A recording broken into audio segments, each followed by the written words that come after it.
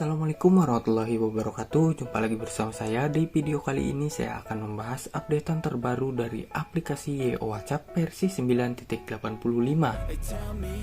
Dan untuk teman-teman pengguna aplikasi YO WhatsApp versi 9.80 berbeda dengan versi 9.85.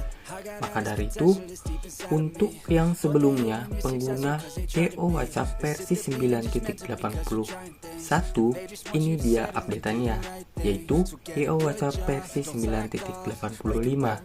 Dan di video kali ini saya akan memberikan tutorial fitur terbaru dari aplikasi YO WhatsApp versi 9.85, yaitu fitur berbagi langsung ke FB.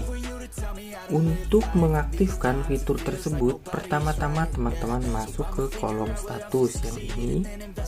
Nah, lalu klik titik 3 yang ada di pojok kanan atas, lalu klik privasi dan status. Nah, di sini bagikan pembaruan status di seluruh akun saya. Nah, di sini ada akun FB, teman-teman.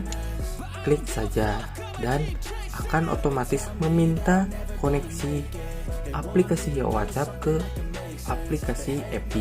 Itulah fitur terbaru di updatean 9.85 dari aplikasi YO WhatsApp.